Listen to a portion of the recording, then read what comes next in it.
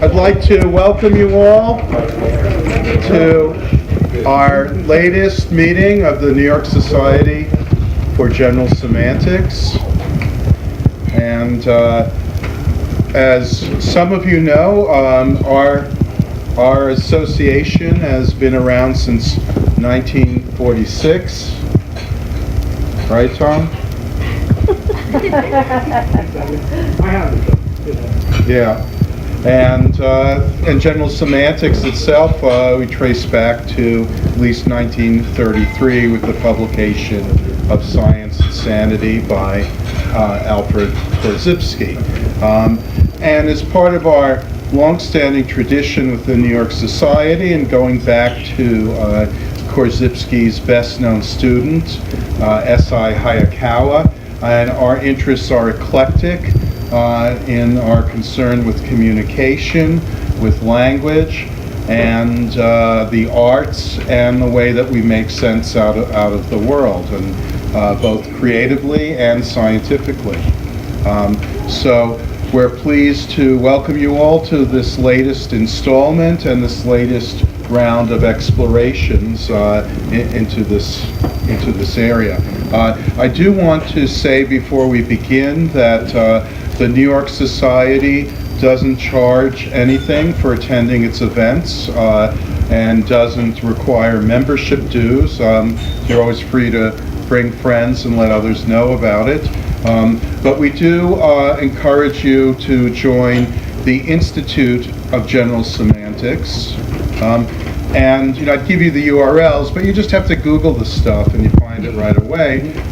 The Institute of General Semantics has a membership which in turn gets you a subscription to the journal, etc., which has been around for around the same amount of time. And Tom Gencarelli, my friend sitting over there, is the incoming editor of etc., and promises to make it great again with your help. So to speak.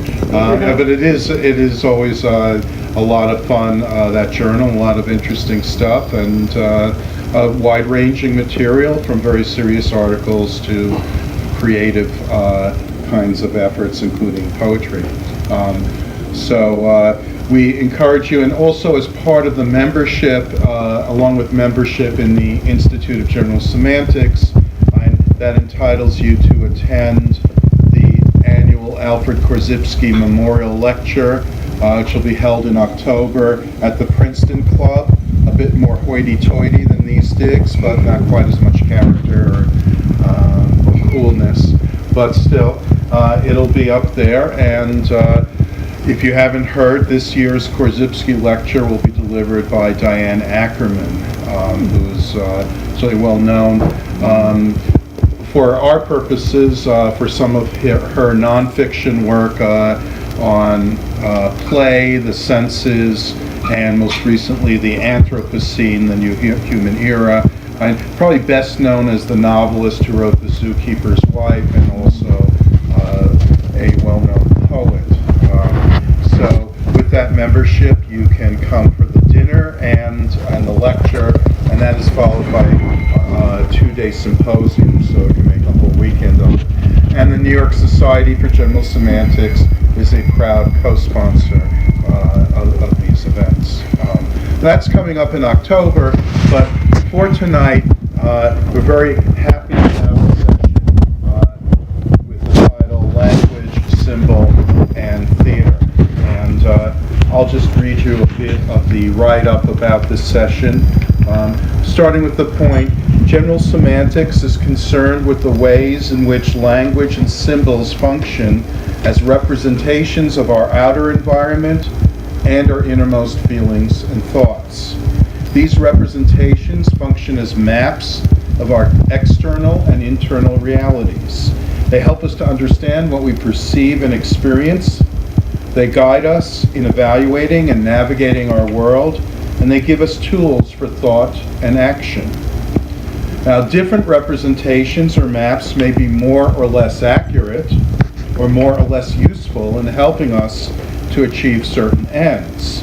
But different representations or maps may also help us to learn about different aspects of our reality, providing us with different perspectives and abstracting out of our reality different parts of the greater whole. What scientific modes of representation tell us about the world, for example, is quite different from what literary modes reveal, but each one provides us with knowledge that the other cannot.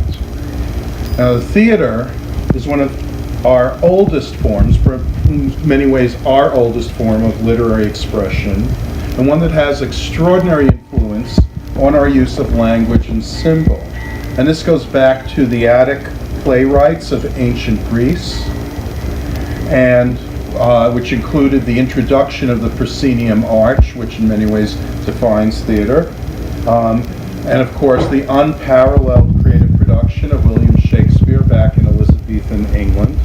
And you can also point to more recently the avant-garde experimentation of Bertolt Brecht in the 20th century, and Lin-Manuel Miranda's combination of hip-hop and history in the Broadway hit Hamilton. And did you all get the email about Lin-Manuel Miranda stopping by later? No. Well, then you didn't probably get the email that he's not, actually, but just teasing. Yes, you heard them laughing. So, it follows that it's worth considering questions such as, what is unique to theater as a mode of representation? What are its advantages and its limitations, its problems and its potentials? What are the relationships between dramatic performance on the one hand and language and symbol on the other? That is, between the spoken word and the written word, between play and script. Importantly, what role can theater play in helping us to understand our world in education and in social and political commentary? And it's especially apt given that programs for the New York Society for General Semantics have been held in recent years at this historic Players Club, which was founded by Edwin Booth, the greatest dramatic actor of the 19th century. And it was created by him as a social club, and I quote, for the promotion of social intercourse between the representative members of the dramatic profession and the kindred professions of literature, painting, sculpture, and music, and the patrons of the arts. Right. So given all that, a panel discussion on this topic is especially appropriate. I'd like to introduce our panelists now, and starting on my left is Mark Shanahan, a New York-based actor, director, and writer. As a performer, he's appeared on Broadway in The 39 Steps and off-Broadway in Small World, Checkers, Tryst, As Bees in Honey Drown, and so also his directorial work has been seen at the Alley Theater and the Fulton Opera House, Virginia Stage, the Westport County Playhouse, Arkansas Repertory Theater, George Street Playhouse, and many others. His play, The Ding Dong, or How the French Kiss, is an adaptation of Feydeau's Le Dindon, premiered off-Broadway, played around the country. His adaptation of A Christmas Carol, which he will also direct, premieres this December at Florida Repertory Theater. Can we go? If you like, you fit on the plane. Okay. Mark is a graduate of Brown University and, very importantly, I want you to listen to this, received his MA in Communication and Media Studies from Fordham University, where he now teaches film courses. Yes. And to his left is Robin Levinson, and she is an assistant professor of communication studies at LaGuardia Community College of the City University of New York, and author of the forthcoming book, Acting Chekhov in Translation, 4 Plays, 100 Ways. And this will be out later this year. Later this year, fingers crossed. She is a graduate of the Media Ecology Doctoral Program. Pretty close. Also ed theater. Okay. But I taught for media Okay, studied with Neil Postman, and has an MFA from the University of California at Riverside, and her articles have been published in journals such as Dialogues in Social Justice and Communications from the International Brecht Society. And her research explorations include how language influenced thought and behavior, and the nature of performance. To her left, we have Emily Lyon, a Brooklyn-based theater director and dramaturge, recently created a theatrical piece, How We Hear, which was inspired by Neil Postman's Amusing Ourselves to Death. It's really wonderful.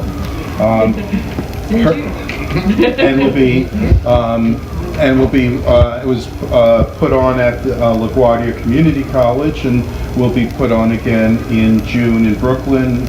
Where? At the Brick. At the Brick. The Brick Theater. At the Brick Theater. Her other directing work includes The Summoning, Sword in the Stone, The Tempest, The Secret in the Wings, Women of Williams County, Interior Panic, Max Frisch's The Arsonists, Some of the Side Effects, and As You Like It. And to her left, we have Brian Jones, who traveled a long way to get here. His office is right next door, as he is the Director of Operations for the Players, currently completing his master's, his MA in the Applied Theater program at CUNY School of Professional Studies, and he has his thesis with him. He served as a teacher in residence and arts administrator with schools, regional theater companies, social service agencies, conducted credential training workshops for teachers with the Delaware Institute for Arts in Education, served as an advocate for arts education, worked at Foundation Theater, Freedom Theater, Delaware Theater Company, Christina Cultural Arts Center, Newcastle County Parks and Recreation, La Jolla Playhouse, that sounds nice, Horton Grand Theater, Ensemble Arts Theater, Creative Management Group, Dorwell Productions, Vista Del Mar Child and Family Services, the 1119 Child Care Corporation, the Artist Playground Theater, and Inside Broadway. Most recently, he worked as the Education Programs Manager for the award-winning off-Broadway company, Epic Theater's Ensemble. Right? So I think we have a very interesting, nicely diverse group, and we'll get started. And you please, yes, you can applaud now.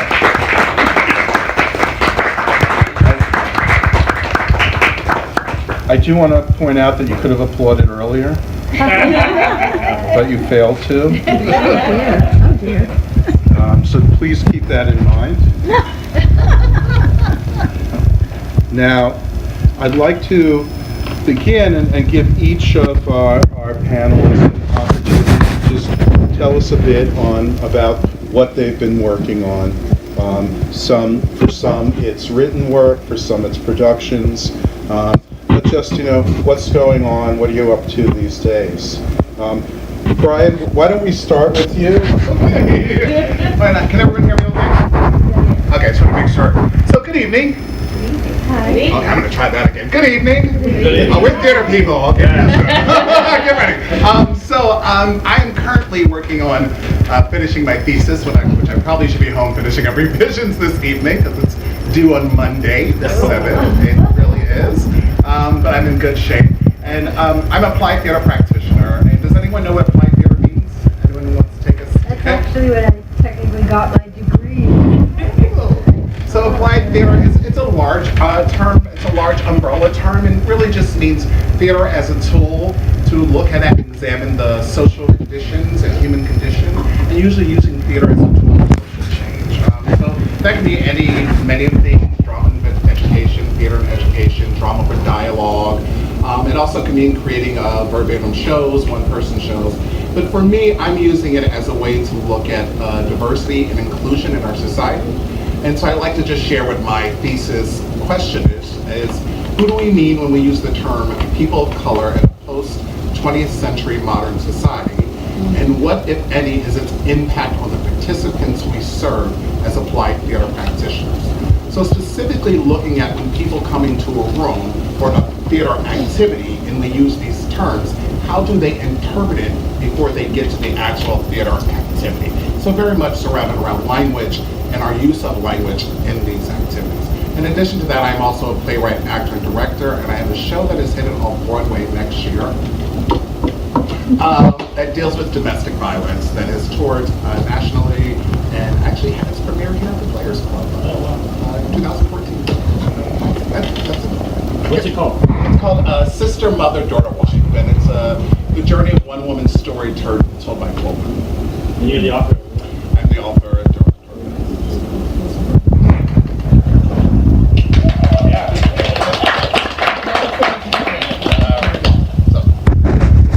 Once again, I invite you to applaud it at the drop of a hat, whenever the moves you.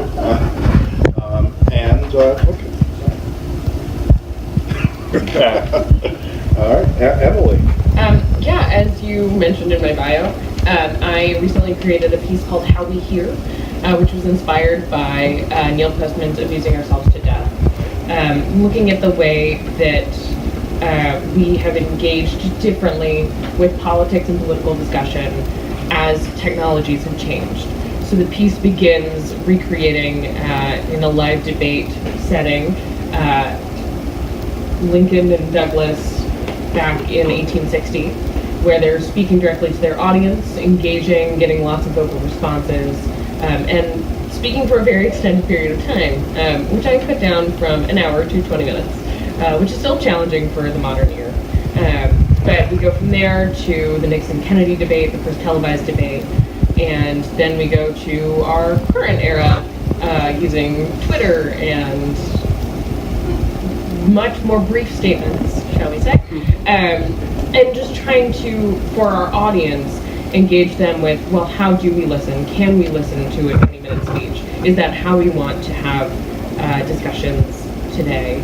And what do we value? What do we value in political discourse? So, yeah, I think the intent of the piece is very much in the title, but its spirit is very much in Postman's media ecology. And yes, it will be at the Brick Theater in June. So, Great. the Brick Theater is in Brooklyn. Yes. Also Googleable. Googleable. Yeah. 20% sure. Great. Robin?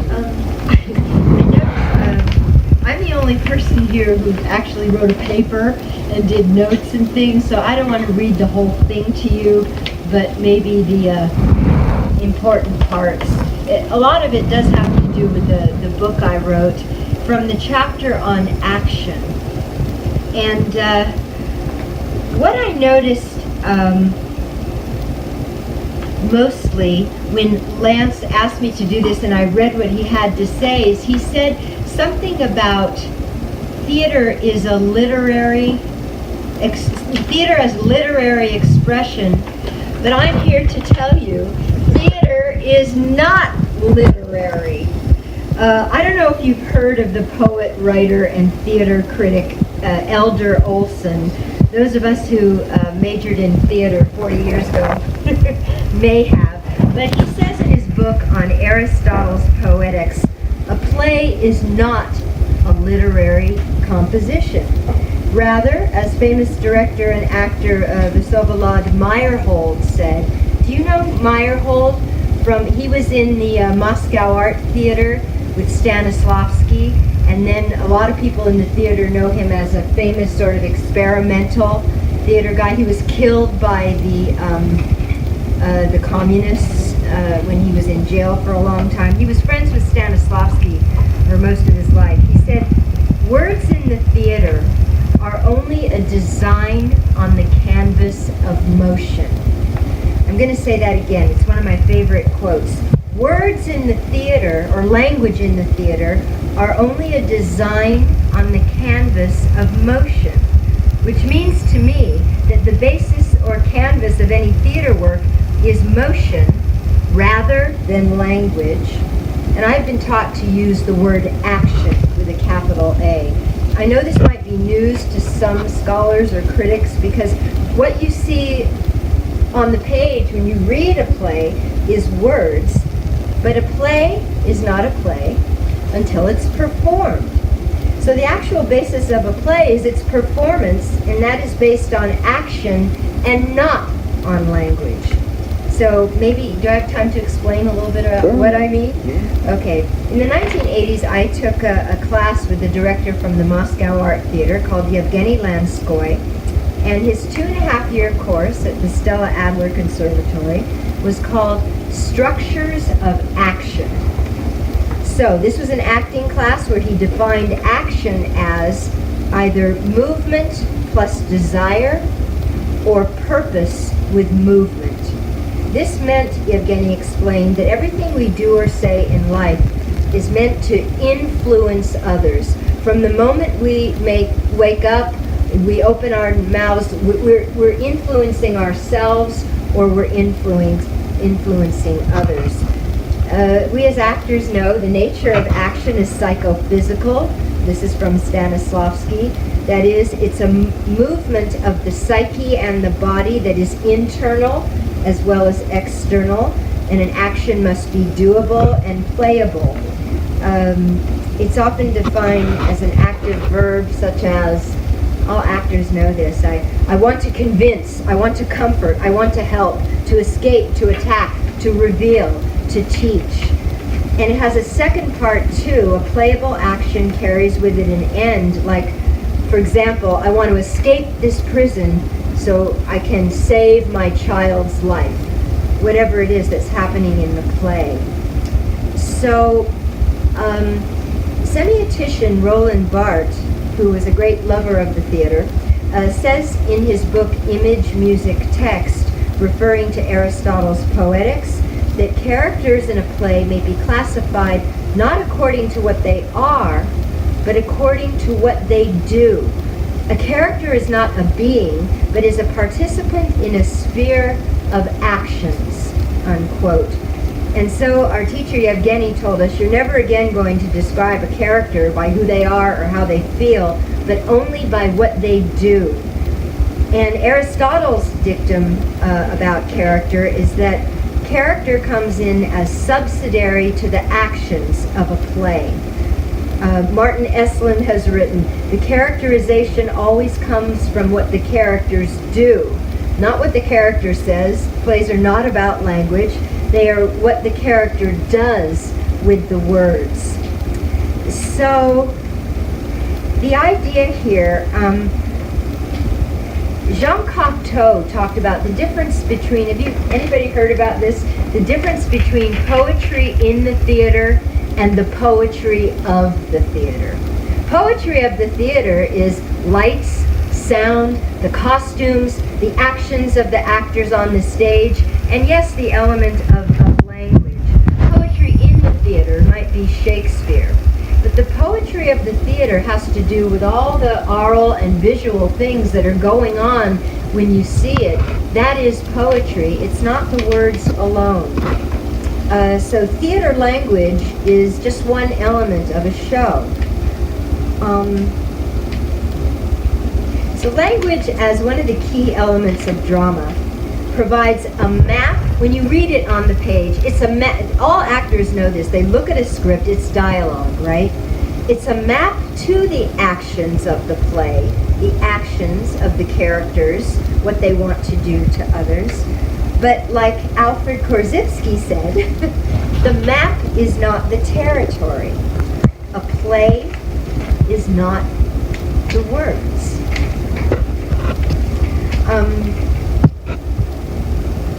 Maybe I should just say one more thing. Anybody here know the famous critic Francis Ferguson?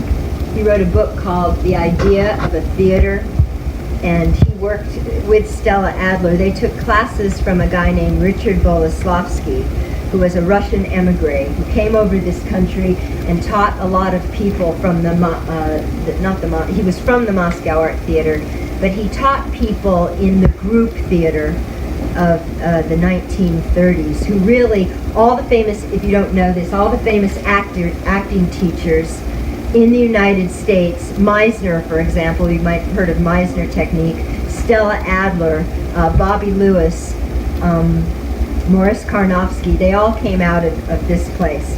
Anyway, so Boleslavsky said, one must be clear, first of all, that action does not mean deeds. It's not what you do. It doesn't mean events or physical activity. It means in the theater, rather, the motivation from which deeds spring. So Francis Ferguson, in his book, where it's actually, he wrote an introduction to a book of Aristotle's Poetics, a translation of it. He defines action as what Dante calls a movement of the spirit. So there's really something spiritual in what moves us to influence others.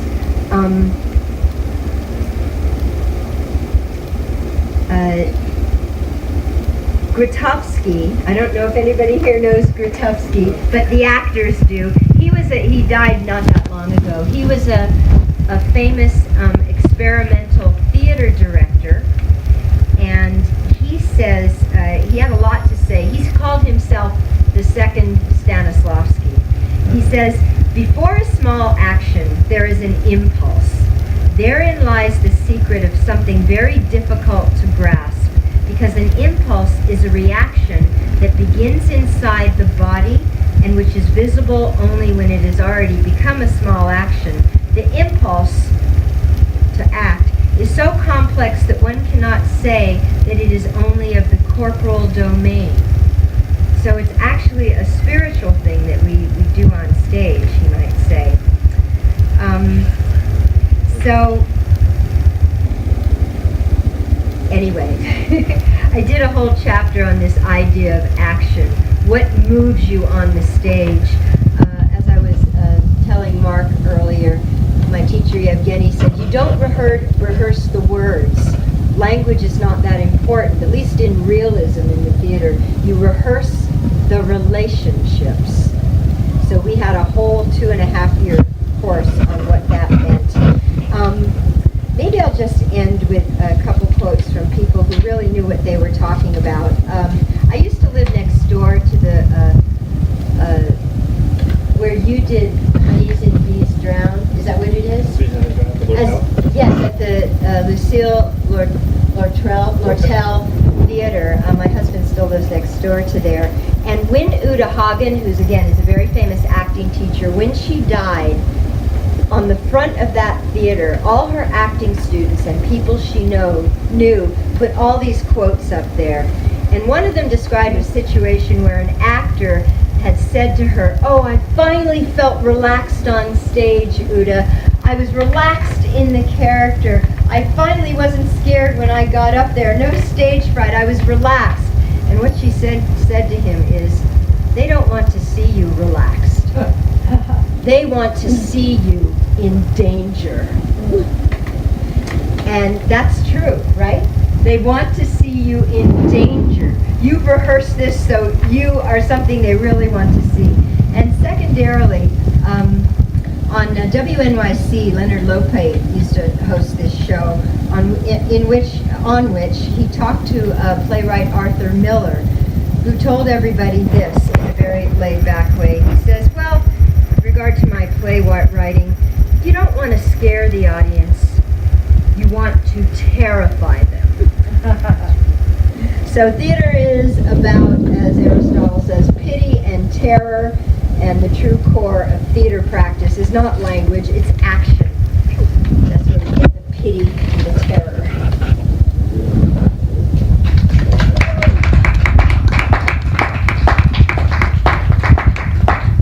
And now for the rebuttal. I'm neither like pity nor fear. You're all a tough act to follow, I'll say.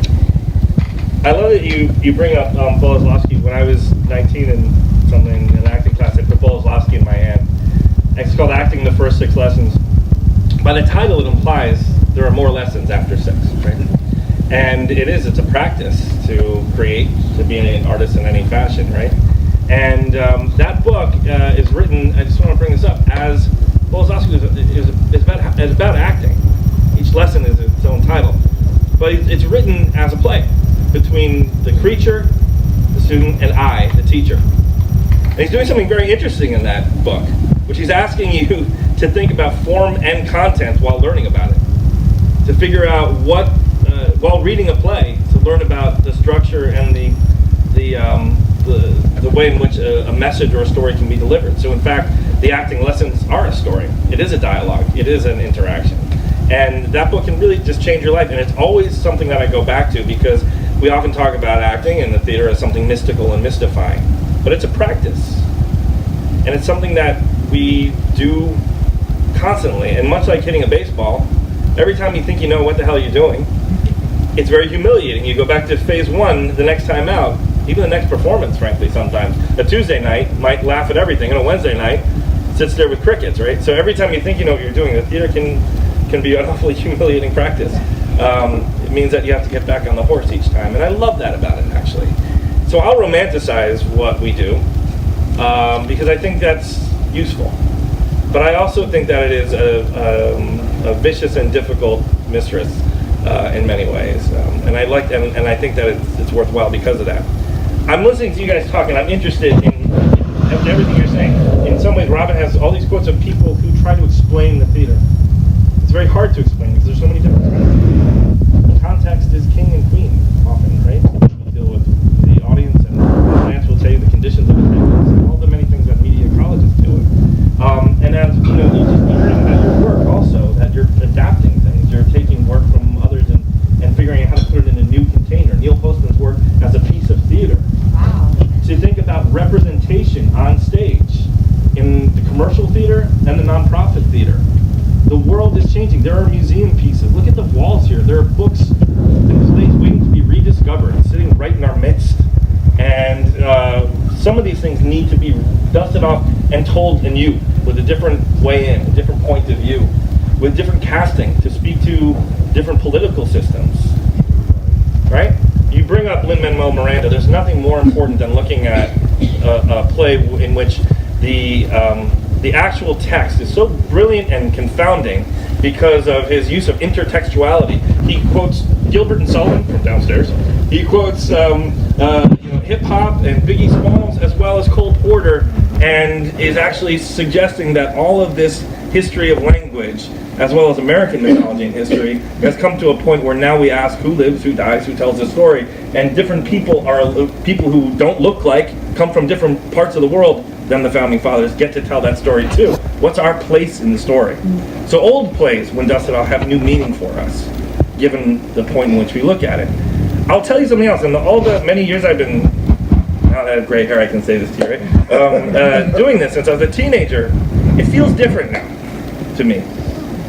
Because, I'm an actor and a director and a playwright. I opened a show last Friday night, which has been a co-production between Virginia Stage and another theater. Yeah, you like Virginia Stage? Good. And a show that, and moved down to a place called Theater Squared. A lovely new theater that is really making its way too. And as you look at the way in which stories are told, I'm looking at the audience as a director on opening night. I was watching not my show, because I've seen my show and I love it, but I was wondering, what are we here for? And 30 years ago, we didn't have these things in our pockets. Screens are everywhere. And it feels very different to me now. Even this room, there's a camera, it changes things. There's, you set it up like it's a theater. There's people to watch, and there's civilians and actors, right? And applause. And applause, and when the Lance confused you. Oh, wait, he did. But I often say this, and it's a little cheeky, and maybe I'm strangely bringing this up. But to me now, the theater feels special in a new way, because it is, to me, now the last non-downloadable thing in our lives. You have to be in the theater to experience it. People want to make audiences as well as make plays, right? Who's in the audience? Look out. Look at tonight. Look at who's here. Who's coming? Why? How do we reach new audiences? How does language, how does storytelling, How does political systems that are in our storytelling reach out to people to say, come to this room and experience this together? Create an audience as we're creating a play.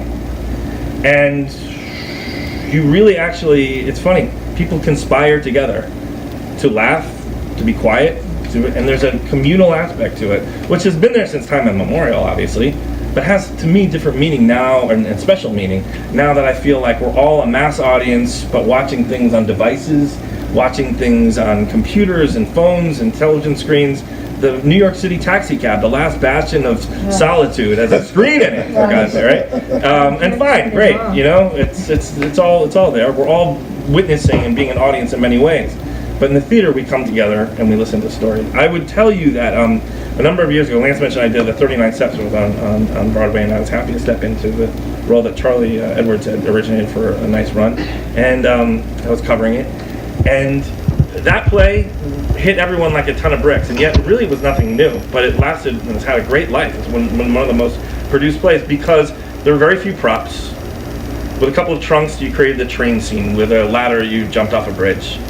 And it played on Broadway and had a life at every regional theater in this country, it seems. Every one, sometimes twice. And the fact of the matter is that people were thrilled to be engaged with their imaginations, with something that's not literal. You don't need a train to put a train on stage. You tell people this is a train, Shakespeare did it. Oh, there's blood on the ground. Okay, he said it, now there is. And since then, I'd love to do shows like that. And I've done them all over the country where you tell people, we don't need an elephant. We'll do Around the World in 80 days and put an elephant on the stage with a trunk and two chairs. And you say, that's an elephant. And people laugh. 800 people sit there and applaud and go, oh, it's an elephant. And they believe it because you say it is. Our imaginary circumstances can be real even when we hold up the imagination and say, it's just imaginary. But the imaginary circumstances are real. What we put on the stage and how we represent it can make people uncomfortable. Maybe that's not such a bad thing. Robin and I were talking earlier, and you didn't use the quote, so you don't mind my aping it, right? Right. Stella Adler said to actors, don't think of yourself as an actor. It's a misnomer. It's not the right term. You do better to think of yourself as a script interpreter. So we're asked to interpret stories through casting, through who we invite to the audience, through what the whole theater is about problem solving. What play are we going to do? Who's going to be in it? When do we do it? We have only problems to solve. And then as we look at what we're going to do with our shows and our plays and make it worthwhile for people to come, what do we want to say through it? As a script interpreter, you have an obligation. Sometimes they say, don't kill the messenger. I say, kill the messenger. The messenger interprets the script and might infuriate you, or wow you, or make you cry or laugh or what have you. But the role of the theater is to take something off the page and make it active in time and space. And so that we have some communal experience that challenges us, upsets us, makes us complacent, whatever the artist intends. And that's, to me, the usefulness. You ask, what's the usefulness of it? Well, it's a rich man's sport sometimes, and people can't always afford to go to the theater. The confines of not being able to have enough people, you can sell out, but that's the only people who can see it. So you put on the tour or whatever. There are confines, but you can get the story out there in a special way. That's my thought. That's my thought.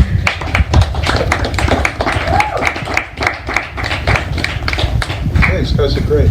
I just want to note off of what you're saying, Mark, that we can also connect it to ritual.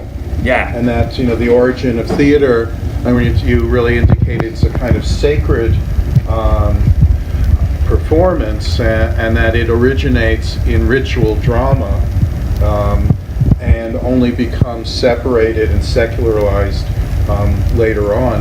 And I do want to say in my defense, just to Robin, and Kenneth Burke, talking about rhetoric, which is another form of kind of oral interpretation of written work, refers to language as symbolic action. So that it is, speech is an act.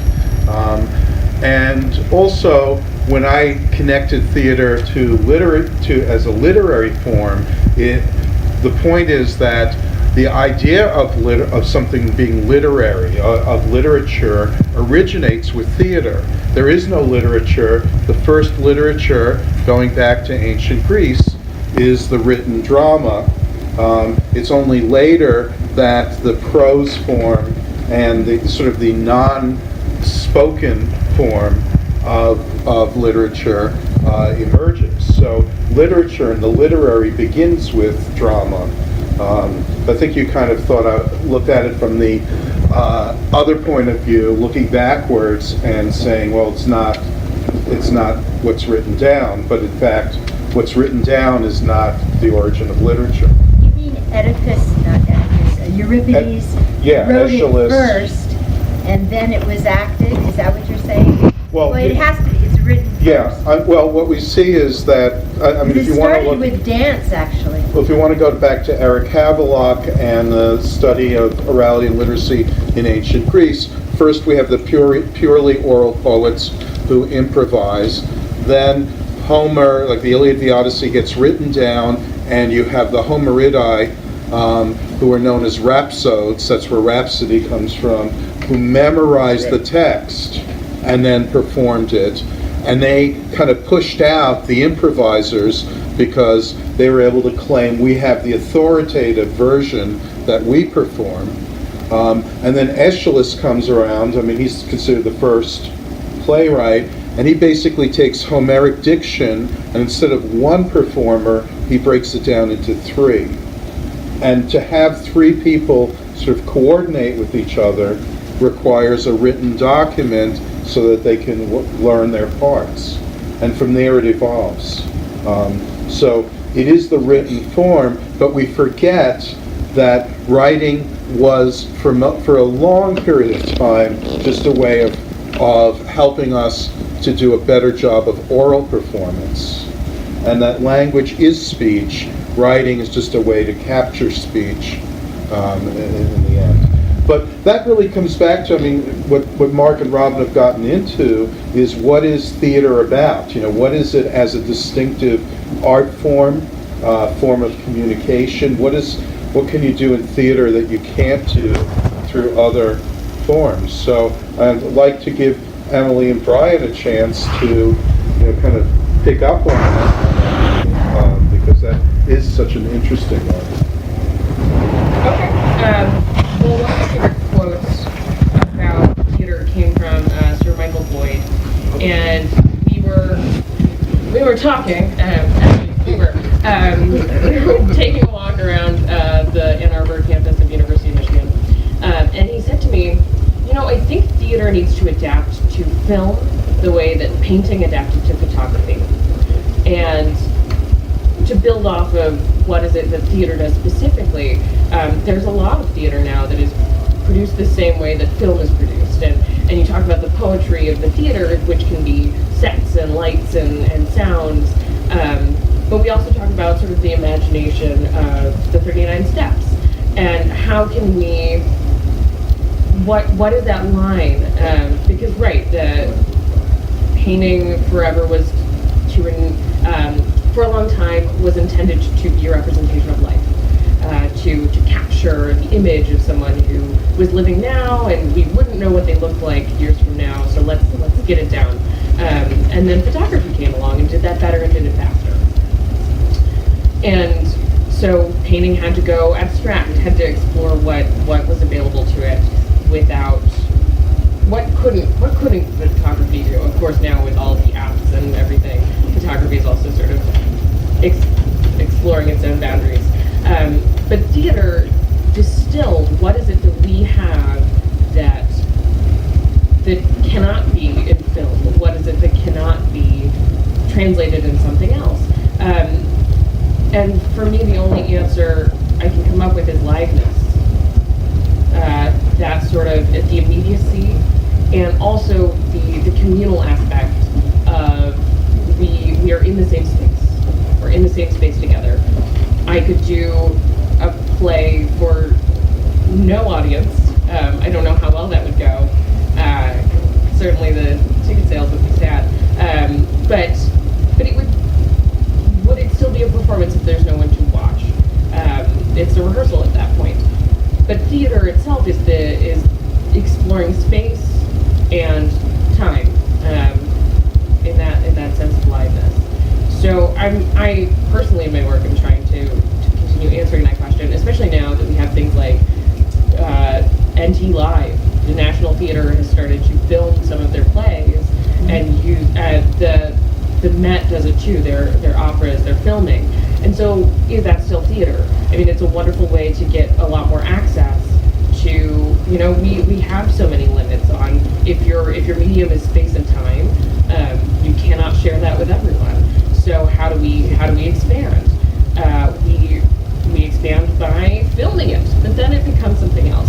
So I'm interested in how we as a medium move forward, knowing that, exploring that, and trying to befriend it. Because I think there's also part of me that defends, well, no, it's not theater anymore. That's not, even if it is live somewhere else, it's not live with you. And because there's something that happens this way that doesn't happen in text, and doesn't happen on your phone, and doesn't happen in any other medium. There's a special kind of communication that happens when you're in the same room. So I would say that that's what defines theater for me, and I think we need to keep pushing towards defining that and exploring it and embracing it.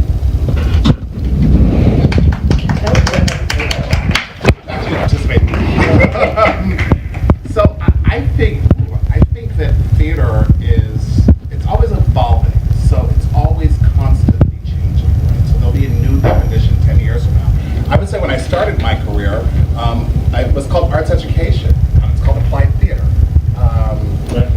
It's true. And 10 years from now, it'll be applied arts education theater, and it will be, it won't be Shakespeare being remixed on Broadway through hip hop. It'll be classical, and I think that is the power of theater. And I think that's what's magical about it. As far as my own lens into it, I'll just share my own personal story about theater's impact on me, and that was at the age of 9 when I went to see a play called Pearly at Playhouse in the Park in Philadelphia. I'm definitely showing my age for those of you who know that.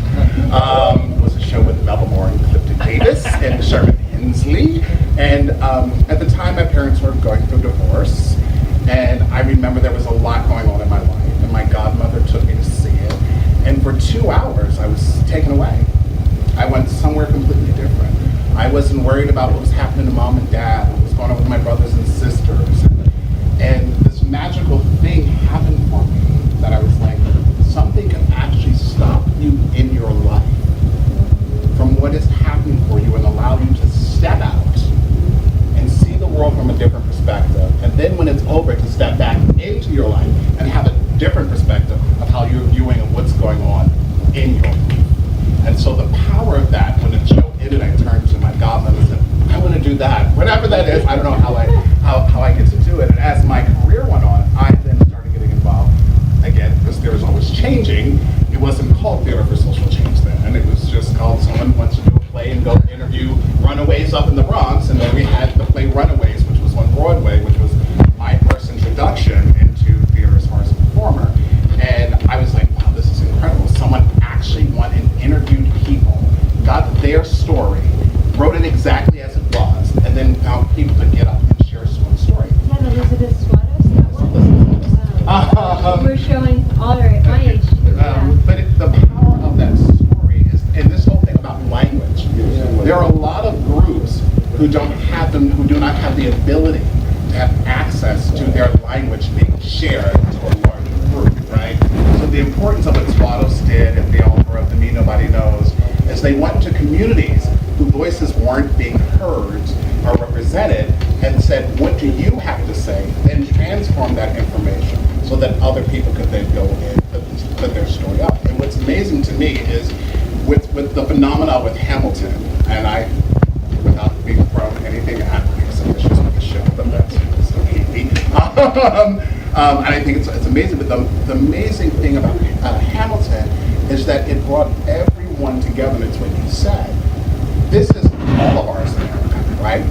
So why is it that the projection of who gets to tell the story about our America lens, which is what leads me into my work of inclusion and diversity, and that it would be about the late 90s when I was at Broadway Playhouse, there was a thing about non-traditional casting. Everybody was on non-traditional casting, so we cast Kim Page as God and Dave Harrison as the devil. It was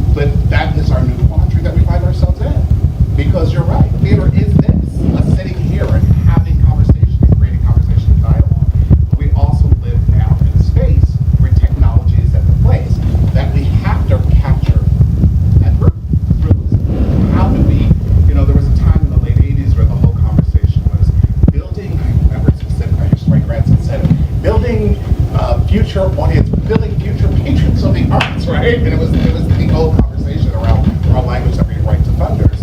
But now, how do we build those audience moving forward? What is it going to look like in the 22nd century? Like, what is it going to look like? And its theater is certainly different from 18th, 19th, and even the 20th century. And as we're moving into the early part of the 21st century, Hamilton would have never made it on stage 20 years ago. And we all know that it would not have made it on stage 20 years ago for a number of reasons, right? Because hip hop was new, and what is this new genre that has nothing to do with me? But the access that it has provided for everyone is to understand hip hop, and I think that is the brilliance of what Miranda did, is getting access to people who think like, oh, that has nothing to do with me. I don't understand this, and then they're like, oh, well, maybe that Jay-Z isn't so bad after all,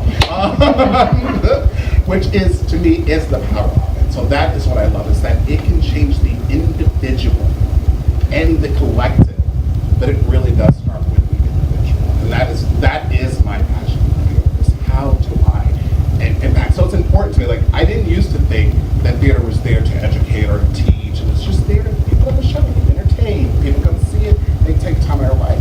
But the power that it does change lives, and I won't go into applied theater because there's a lot.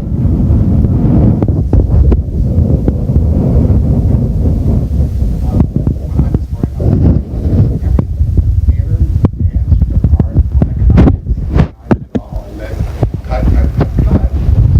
Young people, and culture, as we all know, is from the arts, right? For me, the power of theater is the power to change lives.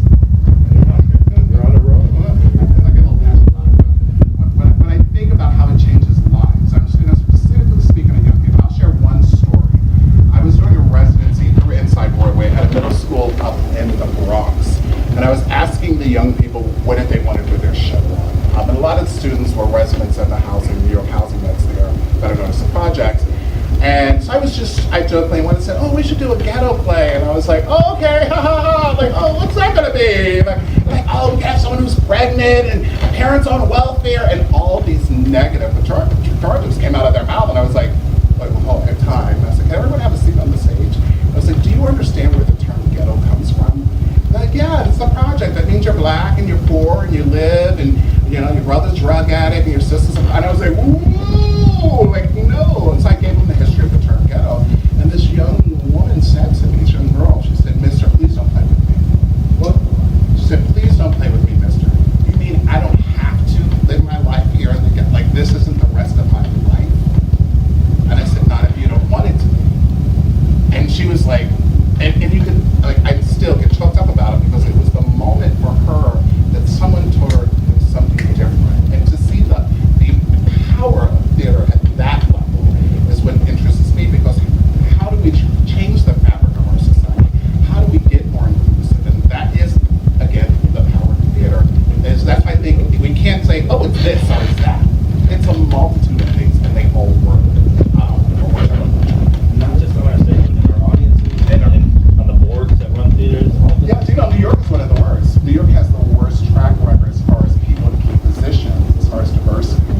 They're ranked like number 62 in the country. New York, liberal New York. I know, it's a big shock. And do you mean I'm sorry. Go. I'm interested to read your thesis though. Is you agree that everything they put on stage is political? There is a political. Well, I do. I mean, I personally think. Including representation. It's including representation, of course. It's lens into what we are talking about. The whole thing is that we put something up to make people think, right? I mean, even if you say a musical doesn't make you think, I mean, people weep at musicals, right? If you go see it is certainly having an emotional impact. If you don't have access to it, though, you don't get that opportunity for yourself to use this medium to explore who am I in my world. You only have your world. You don't get to step outside yourself. Mm-hmm. That is the power of when I share the story about my godmother, is because the power of theater allowed me to step out, see others' lives, take that information, come back into my own life, and apply it to my own life and saying, oh. So, and I'll use that young woman. The second that she realized through this theater residency that someone is taking a joke and saying, like, wait, hold it. Because that conversation would have never come up. I would have said, okay, let's knock it off, let's get to play, and this is what we're going to do, and our music director's going to come in now. But the importance of conversation which is all of this sort of language. It's such an important conversation, and I don't want to follow it. Oh,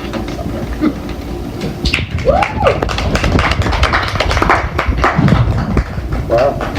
And perhaps you want to respond to that? Something like that. No, I want to read your thesis. That's fine. I have students. What? That's better.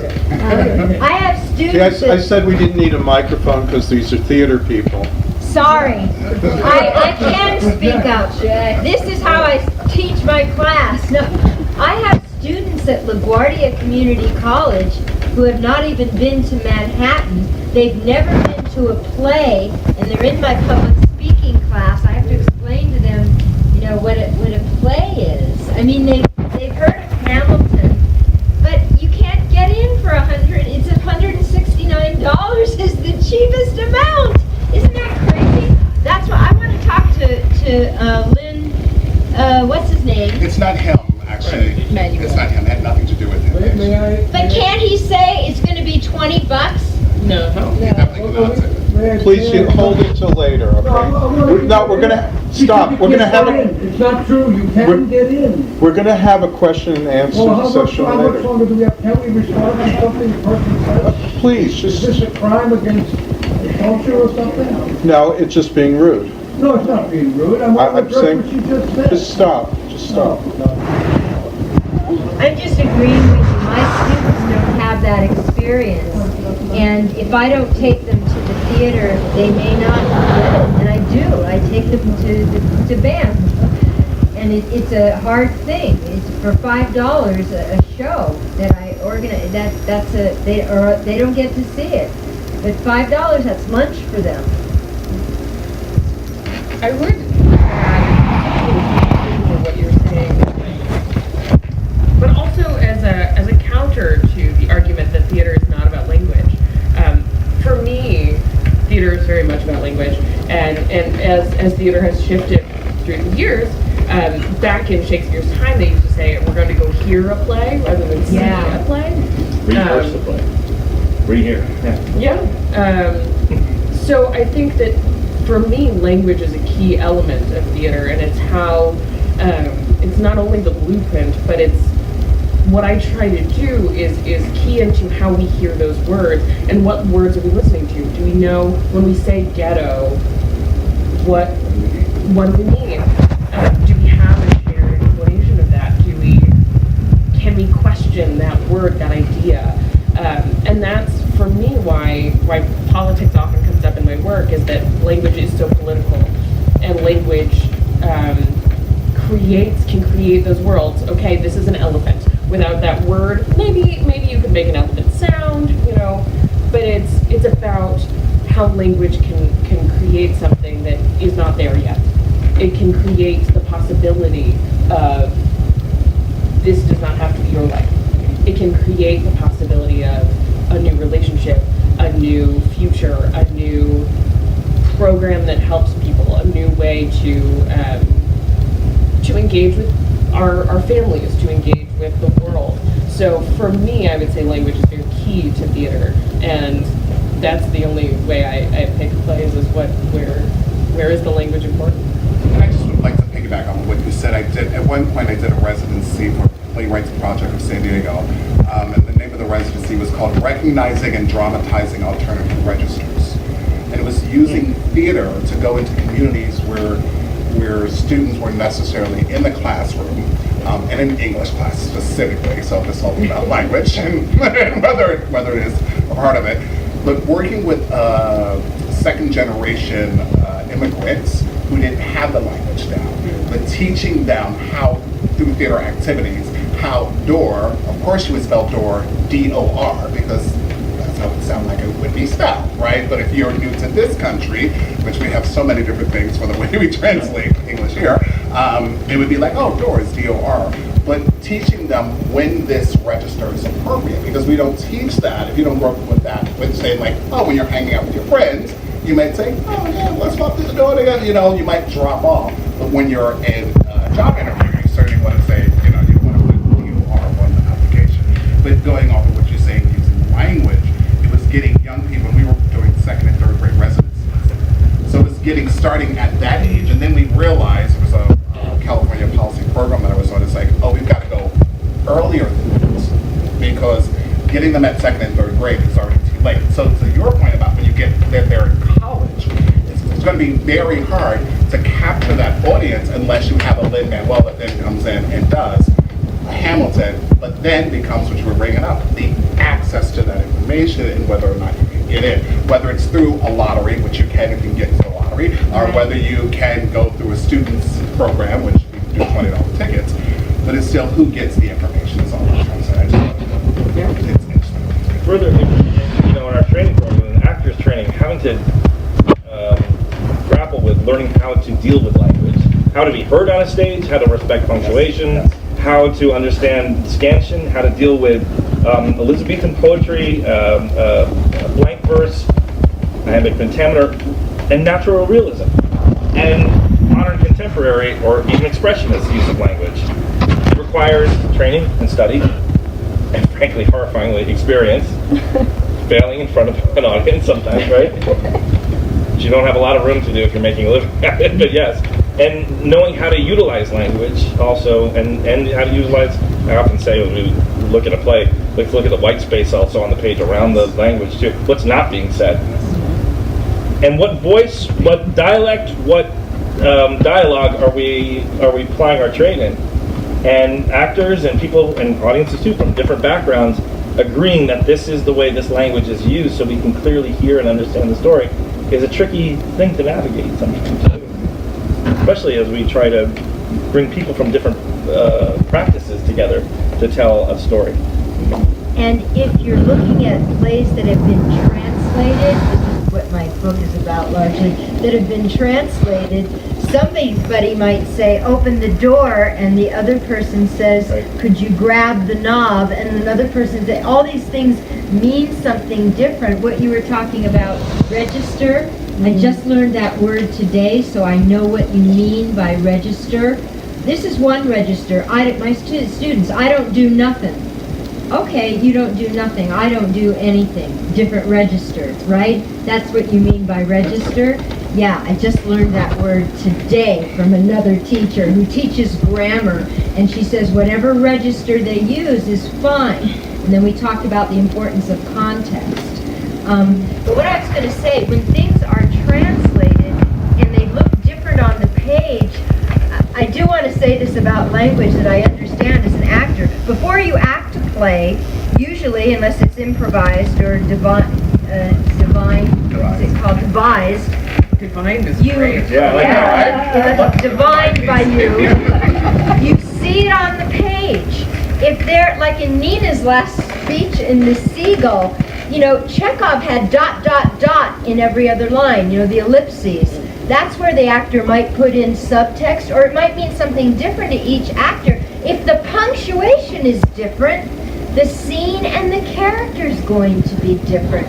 So it's not even just different styles, but for David Mamet, Chekhov is one style, and for Tom Stoppard, it's another style completely, because of what's on the page. Believe me, it's not that I too am very involved in language, and I think it's important. But in realism, your subtext can change what you think the language means on the page differently. That's why we have 10 different productions of My Fair Lady over 10 years, because they're going to do it differently with the same script.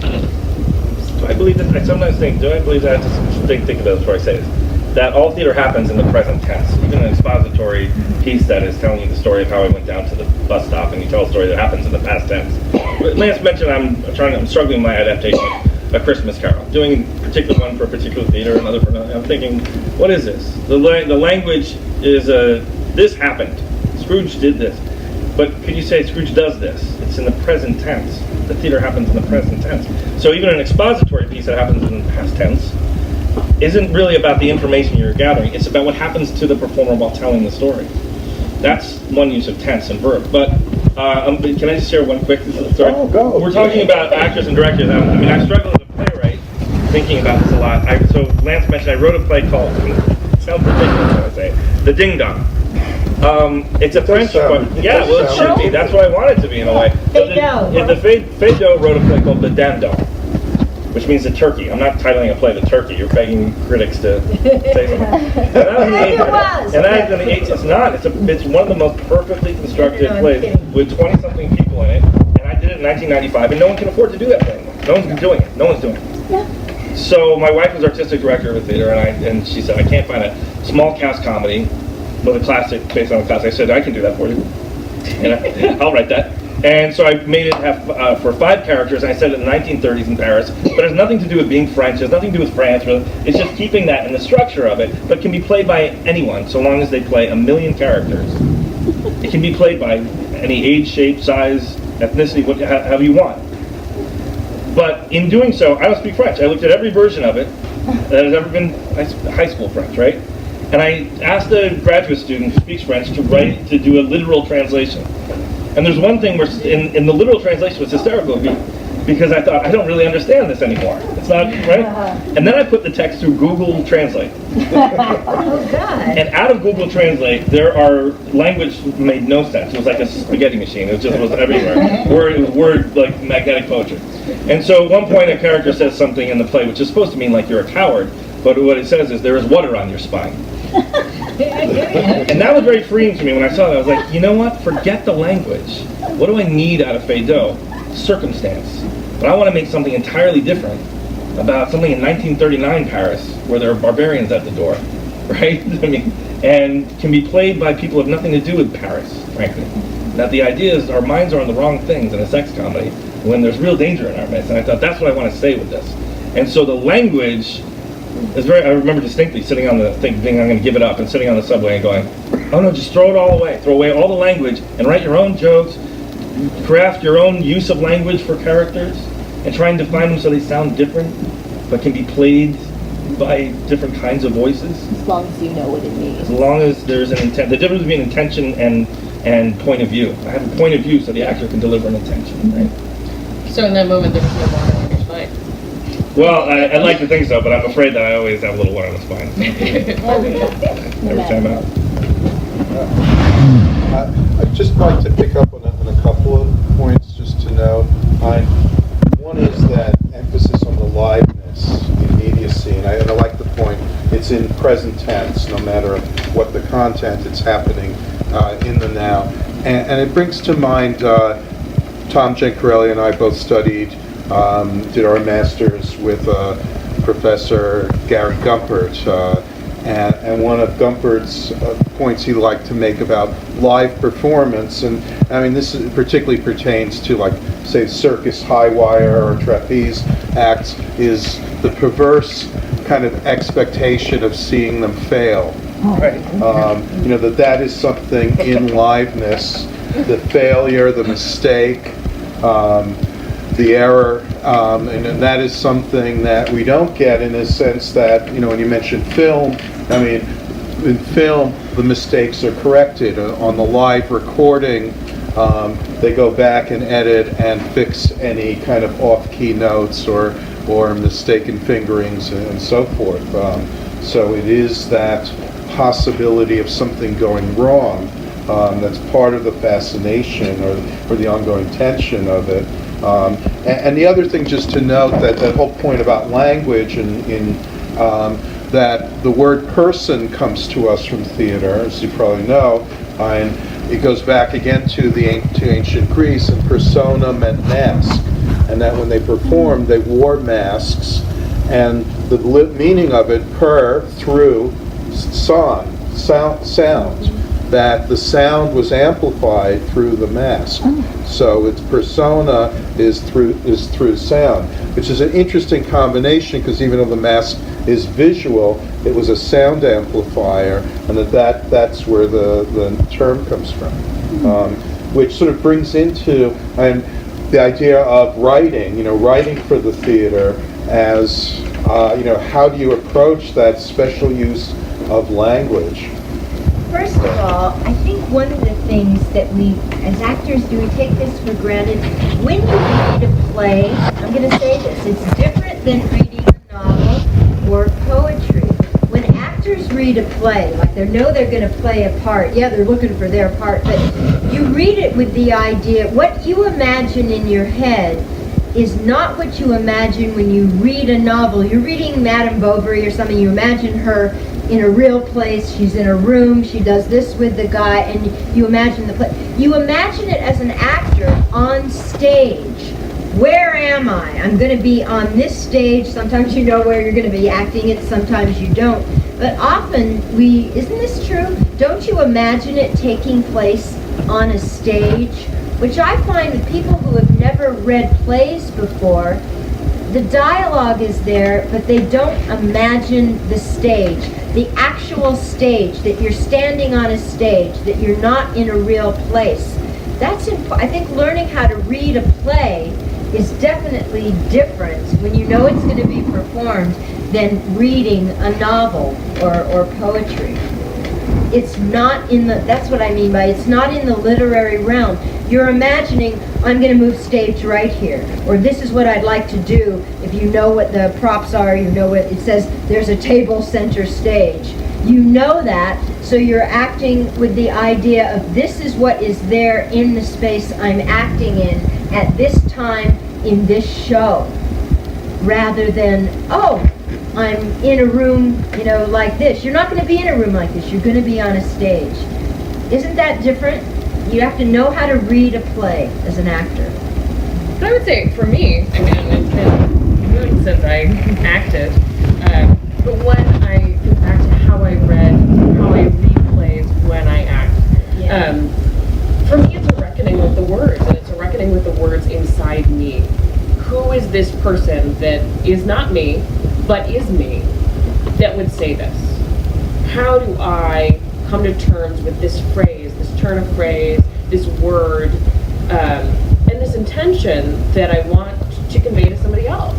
How, if clearly this person, and I'm reading the words, and this person is very angry, how do I find anger in my body, and how can I put that inside me and also take it outside of myself to show that, to experience that, and to live in it? How can I find the liveness, the genuine liveness of those words? So for me, it's less about space. As a writer, As a writer, Do you see it on the stage, or do you write it? I mean, it's different being a director primarily, because I'm seeing the little puzzle pieces, and I see flashes of okay, these two people will sit next to each other, and then he moves at this line because that line is no longer when he can stand being close to her. But I would say, I mean, also as a director, I adapt. So I'm cutting a lot of scripts. I came to directing through Shakespeare, and Shakespeare wrote lovely plays that are very long and have a lot of references that we don't get anymore. So I came to directing initially in high school when I wanted to do Midsummer Night's Dream, and I had to convince people to do it. And I was like, don't worry, I'll tell you what all the words mean. But very carefully constructing the arguments, constructing the phrases that I wanted to be there, that I knew were necessary to push forward the story, but also that we would relate to, that we'd hear, that we'd get. So when I read words, I'm thinking, why do I need this? What is necessary about this phrase? What is necessary about this idea that either I, as an artist, want to put in front of you so that you'll think about, or that my actor, as a conveyor of ideas and as a thinking human person, needs to get from point A to point B, and to travel that journey from this second to this second to the next second. So yeah, I guess I read plays as why do we need this, and how do you convince me? Move the economy towards what's useful. Well, but I think the irony in that is that I came from poetics. You know, from Shakespeare. It's not necessarily the economy in terms of see spot run, but the economy of how do I keep people? How do I keep my audience? How do I fullest ability my humanity and what I need and want, while also engaging with you, while also keeping your attention and knowing that you need to express that too. So I would say that's how I approach that sort of economy, that it's not what do we need, but sort of what is essential to the human. So I just want to jump from the applied theater perspective and working with people who necessarily don't have access to this, and talk about, I was very fortunate to be one of the first people to do a playwriting in the prison program in Wilmington, Delaware, back in 1992. A long time ago. But language is important when you are writing. And so when I would go into residencies with young people, specifically in prison, using it as a tool as a way for them to express and talk about what's going on in their lives as a play. Of course, everything because of the sphere of what was in their own dialogue, in their own context of what their limitations, every play would be swear. So we would then have to sit and say, so you're calling her the B word. Are you meaning this as an intention? Is this as a point? Is it an action? Getting back to your action word. Or do you not have another word to say? Are you trying? What are you trying to say here? And when you sit with a young person and you try to get them to understand that their words are important in what they're saying and trying to communicate to someone else, then of course it would have to be about language, because that language is what's going to impact in the words that's being communicated. And I would always say, I said, listen, if it matters, if using MF matters in this scene, in this moment, or this sentence, then okay, then I'll get with it. But if it's just because you have a lack of language, then or it's a habit, usually it's a lack of having access to that language or more words, then let's help you break your own confines and discover more language to use what you actually want to say. If that's actually what you want to say, then we would never change it. We would always get in trouble because we would read the plays for the prison. Well, there would be some students who would never change it because they wanted to see how other people reacted to BF, MF, BF. Be like, oh, but that was the freedom to show them that their words held power, right? So to me, words do hold power. And if I could, I would love to read a quote from Maya Angelou that opens my thesis, if that's okay, if we could. Please. That talks about words, okay? So just give me 2 seconds. So I opened my thesis with this on the whole basis. And so Maya Angelou in a master class on the Oprah Winfrey Show in 2011 said the following things about words. Words are things, I am convinced. You must be careful. Careful about the words you use, or the words you allow to be used in your house. In the Old Testament, we are told in Genesis that in the beginning was the Word, and the Word was God, and the Word was with God. That's in Genesis. Words are things. You must be careful. Careful about calling people out of their names, using racial pejoratives and sexual pejoratives and all that ignorance. Don't do that. Someday we'll be able to measure the power of words. I think they are things. I think they get on the walls, they get in your wallpaper, they get in your rugs, in your upholstery, in your clothes, and finally into you.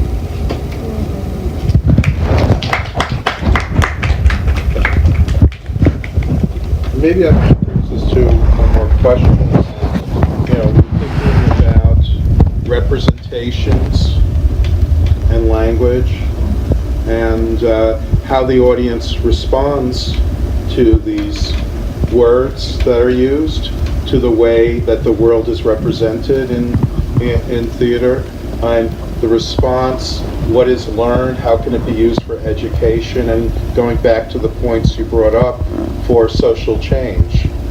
That's all kind of what we've skirted around in a way, because it's very natural for you folks to think about it from the point of view of the actor, the writer, the director, but from the point of view of the audience, what can we understand, what can we take as the significance of theater for our understanding of language, of representation, possibilities for education and social change. And maybe we'll start with Mark and work our way back. I don't know that I can answer it, but I will say that as soon as you put words, the writer's responsibility, as soon as you put words on a page, any syllable, there might be an entire system of thought Language isn't a container, it comes down to people. And how language is utilized can represent an entire socioeconomic, the entire cultural approach, an entire ability for some people to express themselves in certain ways. And immediately we have to recognize how that's received by others with different ears. I don't want to go much further in it, just other than to say that I think we look now for plays, hopefully, where we have our ear and eye towards what is possible with language. How language is perceived by others matters. And it matters that we can change our language too. If it's hurtful, if it's inspiring, or if that's your intent. What's your intention with language? And people from different ages, my students use language differently than I do. People from different backgrounds than my parents even use different language than I. And it's received differently. And we should not just be careful as if we don't want to offend or we're worried about it. But in fact, go ahead, offend it. If that's part of the thing, sometimes, I like that you said, sometimes find a better word than this word. Or is your character struggling to express himself, and this is the only word after? There's a story to be told there too, right? And so we should look at how we use language to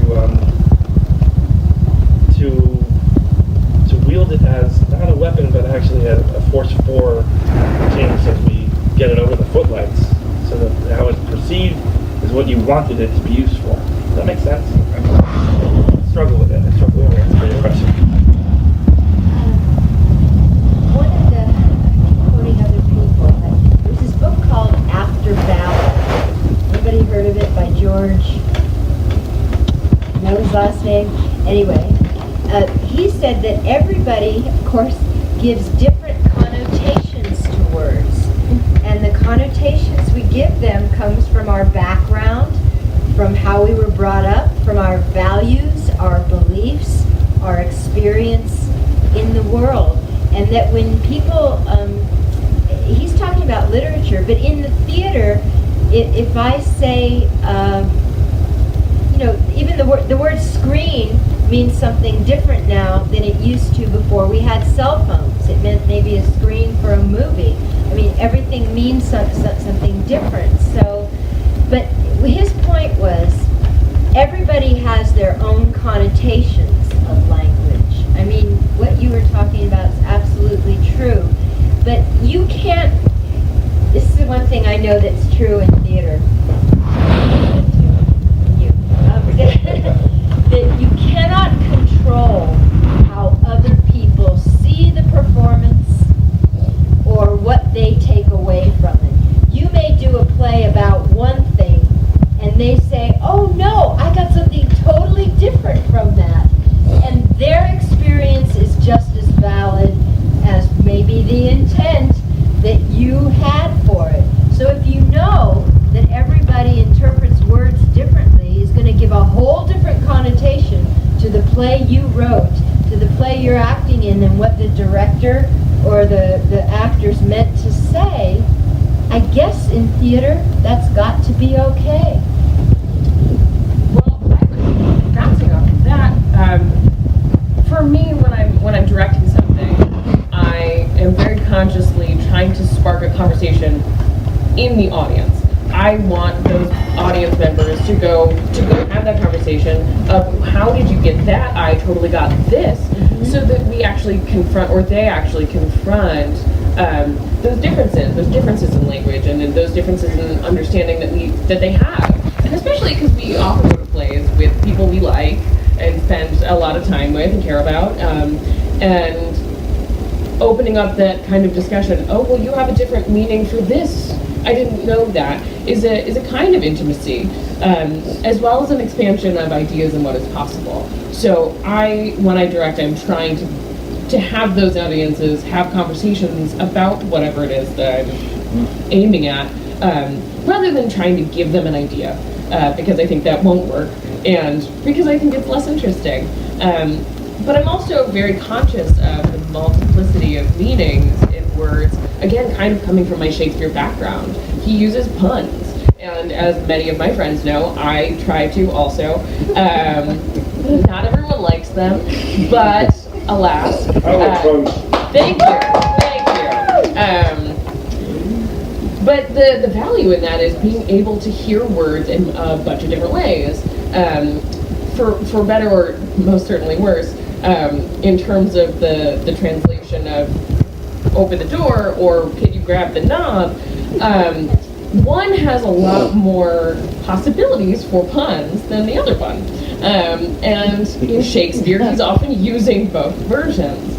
So my ear has very well been trained to look for what are all of the meanings that someone could glean from this. And that's another thing that I look for when I'm cutting a script, is how might we hear this? Not only how do I mean it, but how might it be heard? How could it be heard? And do I want that option, or do I want to make sure, there are a lot of racial epithets in classic plays, and is that something that I'm trying to dig into and make us aware of, or is it totally beside the point and I'm going to cut that thing because we really don't need that kind of language today? So I'm aware of the way that the audience will walk away having heard or experienced the piece, I hope, and also allowing for space. But I would also say that theater and all media, ads, film, all of the things that we ingest from our screens, it's education. Media is education, and it's the way that we decide what is culturally acceptable and what is the norm and what do we think about and what do we like now. So I'm constantly aware of adding to or challenging that threat. What do I want to put into the sphere, because what I'm saying is okay is a possibility that may or may not have been there before, or may or may not have gotten the same attention as the rest of our culture is giving it. So that's how I hope audiences will hear the words that I create. Okay, so I would say it's really that we don't push anyone out of the space, that people are open to receive whatever we're trying to share to the audience. And sometimes, because we do skip by words, and this is kind of what brought me to my thesis, because we are often in my work using the term people of color, often, in applied theory too, because we're talking about sociology and social change and human condition.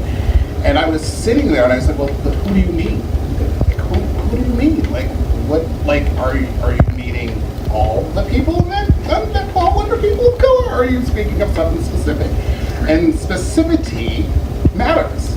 My individuality matters. Who I am matters. And I will not read you the quote, you have to read my thesis, from August Wilson, which is once I found this quote when she talks about the term artist of color. And he goes on this whole, August Wilson was a very famous playwright, or I've just said that like everyone knew. He was a very famous playwright, but the issue that comes from it from an inclusivity, he is known as a great American black playwright. And I was like, no, he's just a great playwright, period. Like putting this colorism around him serves no use to nobody. It's like when we did Cat on a Hot Tin Roof. It was like, and it was the all black cast. I was like, no, it's just Cat on a Hot Tin Roof with 6 other actors who just don't look like what everybody else who usually does on a Hot Tin Roof. So I think all of that, as far as social and language, is super important because we have to get them through the door. If they don't come through the door, they get them out of the audience. And I'm all about taking risks and keeping people on the edge of their seats when I write. As a playwright, I definitely am. Come see one of my plays, you'll know it. You're like, whew, thank God it's over. In a good way, not in a bad way. But because it will take you on that roller coaster ride. But I'm also always well aware to make sure whatever I do doesn't push anyone out of the room so that they do not receive the information. I think that is what the importance is about all of this, is how do we use it so it's effective to be inclusive, as opposed to we think we're being inclusive, but we're actually excluding people from the larger conversation. I'm so interested in hearing you all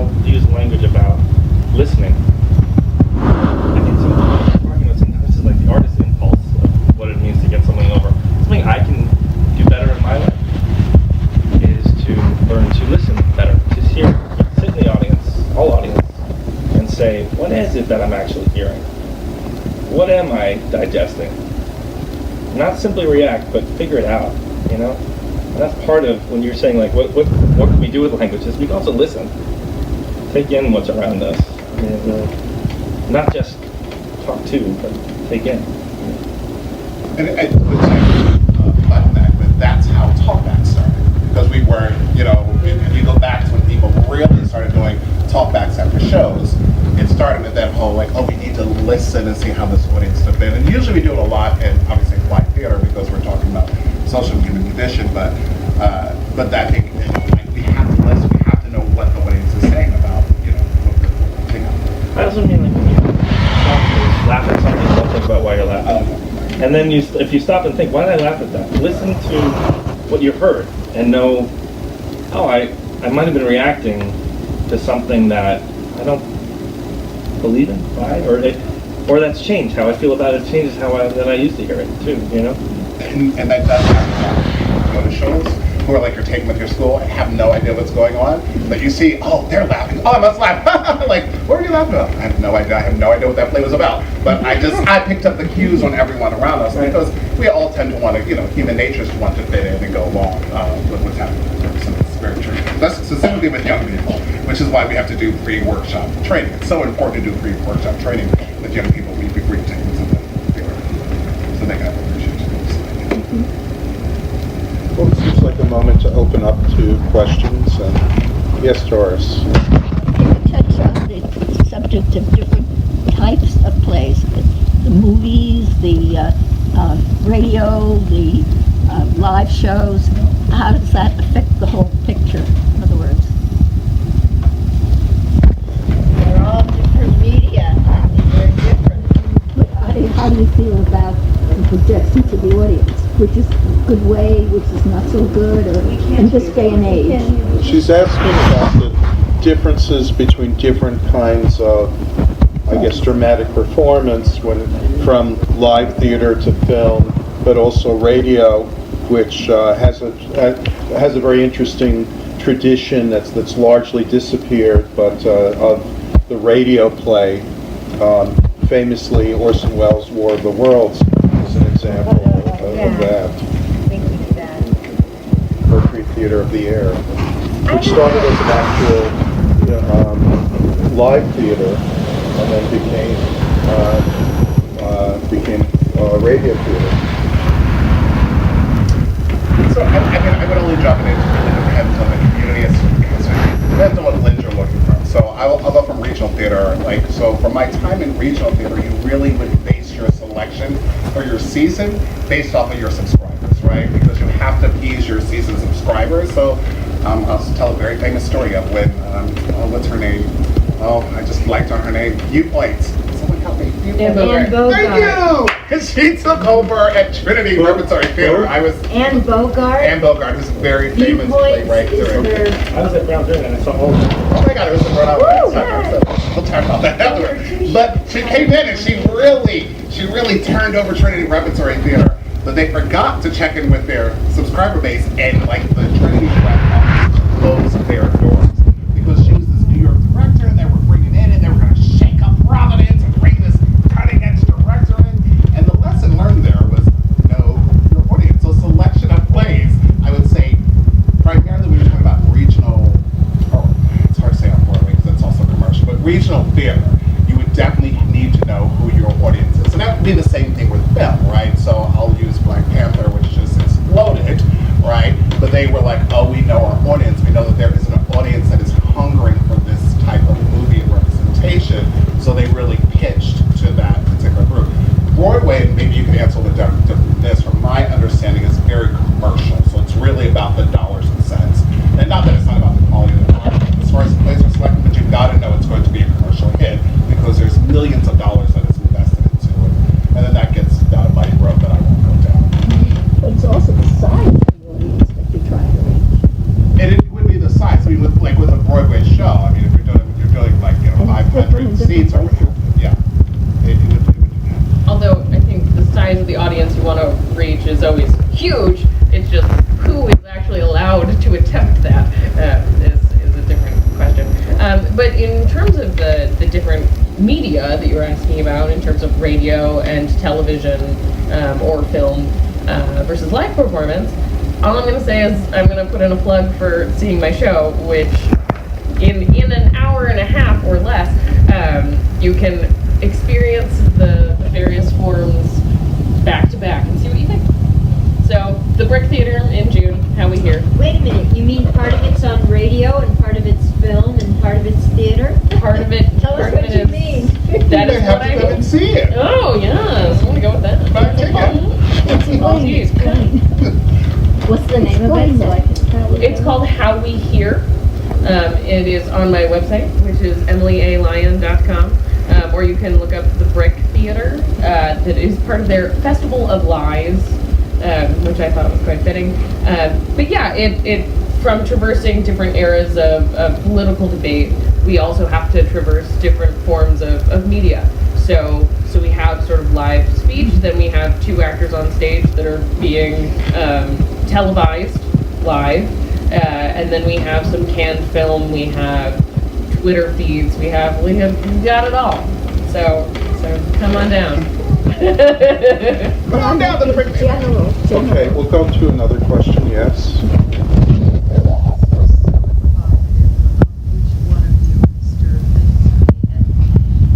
I've been working on a musical for 4 years that I care to think, and I've been thinking about how every single time I go back to the script, I'm reading and rereading to make sure that the words are specific enough. And Brian, I was in a middle school as a counselor in the South Bronx, in the Morrisania area, from 2000 to 2011. And I could not agree more that we as a country need to bring our next generation of kids. This school was predominantly Puerto Rican, Dominican, with 2 Chinese kids, a brother and a sister. And I brought 1 or 2 scenes in because the very first period of the school, our principal decided that he wanted the children to be, and these were 6th, 7th, and 8th graders, he wanted them to have a close relationship with some adult in the class. He didn't care if it was a custodian, he didn't care if it was an assistant principal, he didn't care if it was me, the counselor. They were small groups, and I guess one of the kids asked me about a script that I was Xeroxing, and we sat down, these 6th graders from a totally different background. Many of my students were English language learners, but it just, it blew my mind, partly for the opportunities to expand horizons. I learned so much, and I got a note at the end of the year that I kept, and it was it was a beginner's 6th grade English, thanking me for letting her read part of a play, and it wasn't even in as specific an adult language like that. It moved me terribly. I've kept it. I keep it in my study near my scripts. But I don't think that most people from the age 30 up have a clue of what the gap is in terms of experience. I was a chaperone for the music teacher, and we took a class of 20 kids down to the New Victory Theater. They had never, most of them, been to Manhattan. We could walk to Manhattan from my school, and they loved it. It was just, I don't even remember what we saw, They got to sit on the lions outside of the public library. But I said to my husband, we live 15 and a half miles away, and we might as well live on the move. It was, and so the gap has to be closed, and we can do it in ways that aren't terribly grandiose, or they can be terribly simple, is my thinking. I mean, my play was pretty rough then. It was several years ago. They thought it was just an amazing experience. It was about teenagers, and I had to give them some background of World War II. But then we talked about World War II, and we talked about conflict, and we talked about language, and we talked about words, and I didn't know that this was what the evening would be about, but it's been very, very interesting. Thank you.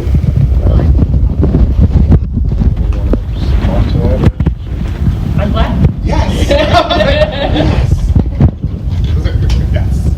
My students are the same way. They haven't been to Manhattan, or they don't read.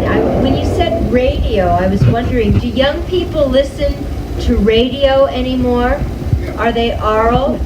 Tom is saying no. Young lady in the back. But you're not 17, are you? Robert. Relatively young, so she said. relatively young and I listen to You do? Talk radio? Talk shows? Theater? Delilah. Yeah, good. Podcasts now. There's a whole other Podcasts. world of Podcast. spoken word and narratives that come out. Yeah, a serial, I mean, it's very big form now. Spoken word and Yeah. Sometimes called internet radio. Yeah, please,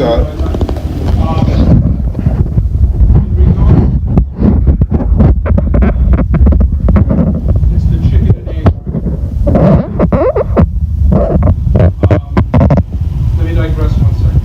Adjectives are a wicked prejudice maker. And that's a word. It's descriptive. But in terms of selection, it is imperative to have polysyllabic descriptors.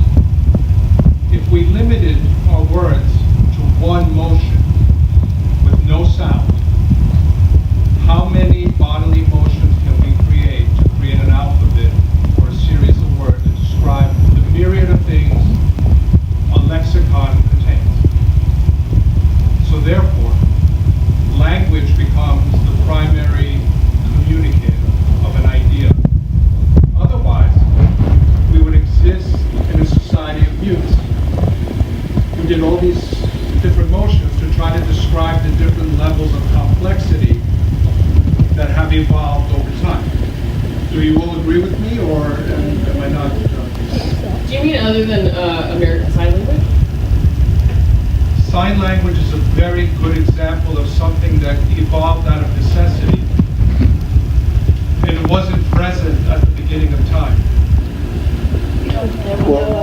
yeah, I mean, Merlin Donald, a Canadian scholar, argues that before speech was mimetic communication, which is use of gesture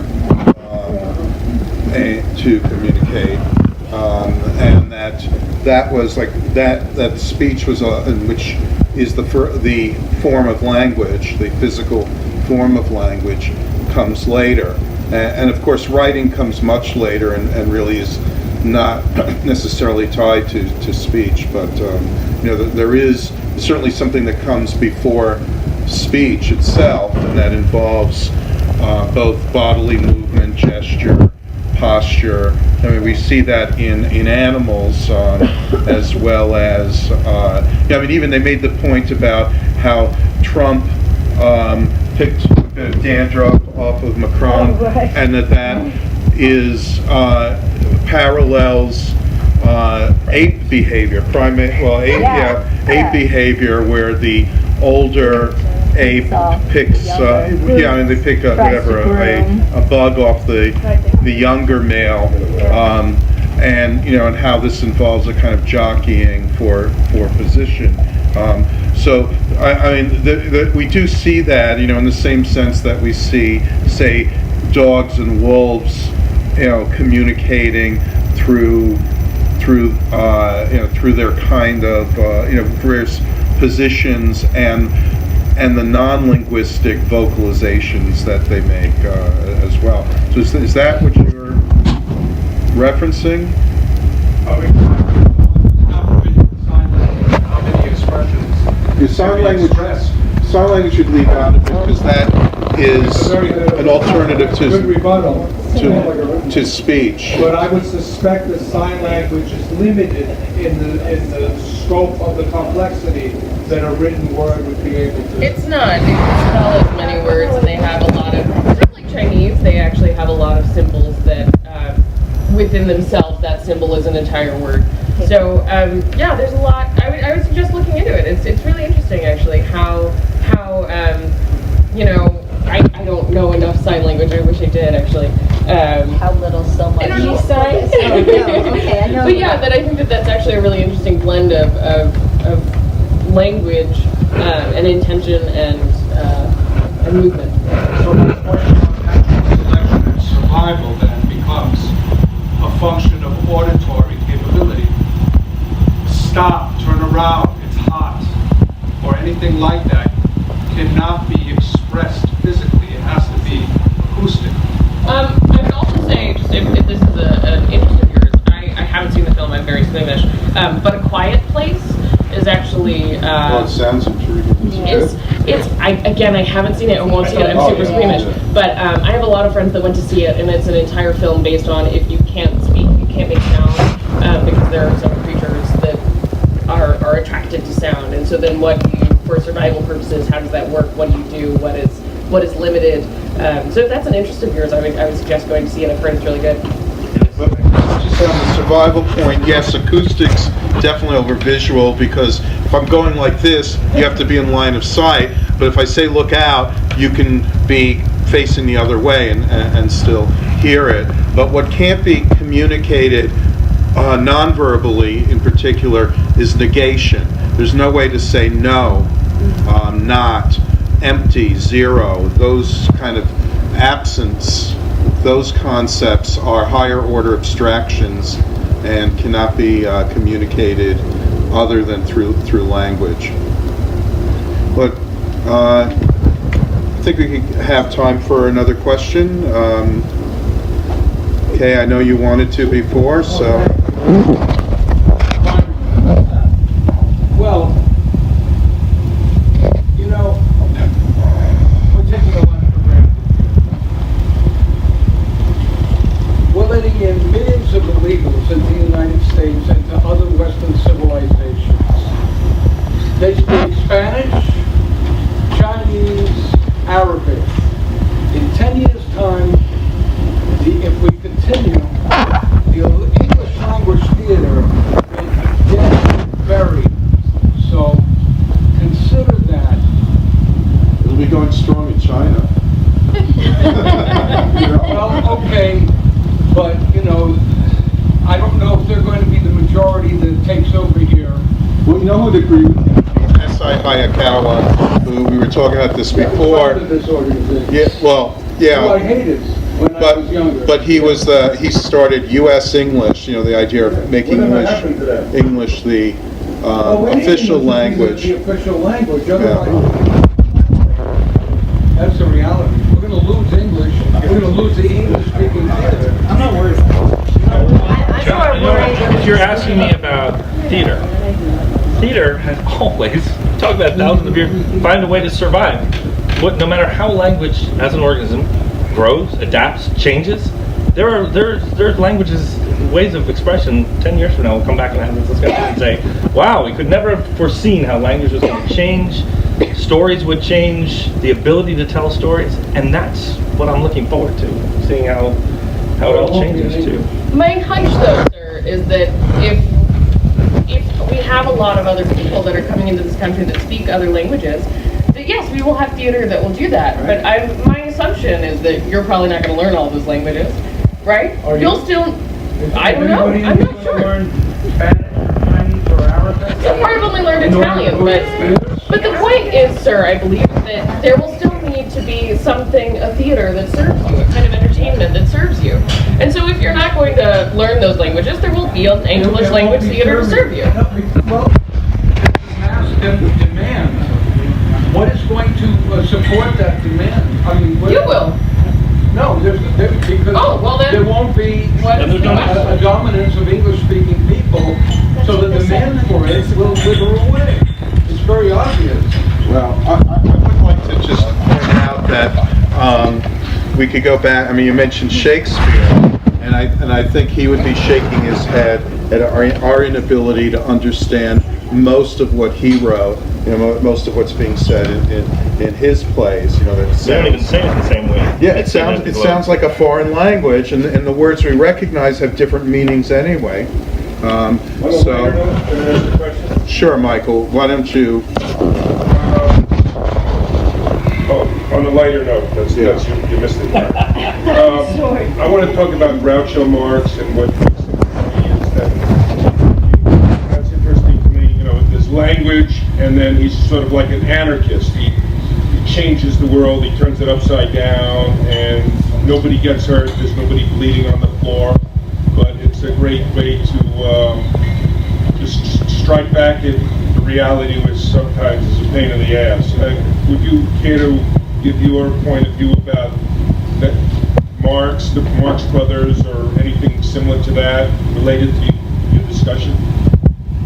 Yeah, I can say something about them. That their comedy was at its best when they went out and performed live before doing their movies. They would take their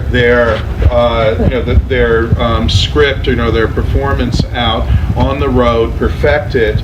In those earlier movies like Monkey Business and Horse Feathers, they did it that way. And then when they got signed by MGM, they went straight to film, and they lost a lot of that spontaneity. Yeah, that spontaneity and that power, the power of their humor, by not refining it through live performance. Immediately, a million images come to mind. I love that you bring it up, and think of the usefulness of Margaret Dumas. The idea that there is you can puncture a balloon and take hubris and deflate it. And that's the sort of joy of that anarchy. And I think there's a lot of value, even if it was better on stage. And I've read those biographies too, Minnie's Boys, right? They were wonderful vaudeville pieces. The movies capture to some extent a record of it, but the usefulness of it. She was in Right. Well, Lucille Ball was in Room Service. Yes. And actually, there's someone I know, Mark Bedard, is making the Coconuts. He's done that and has toured. It's gone a couple places. So it's a live theatrical version of some of those stories, tales, jokes, whatever you want to call them. So yeah, might be worth exploring as well.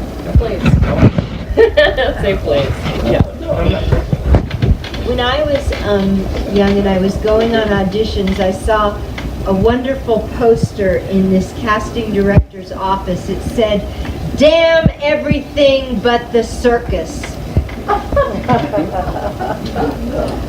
Well. And that relates to what you said. On many levels. I thought that was great. Damn everything but the circus. I think that's a great note to end on. So, thank you to our wonderful panelists. Thank you all for coming. And we'll let you know about future events as soon as they're scheduled. Thank you, Good Liz night. Straight.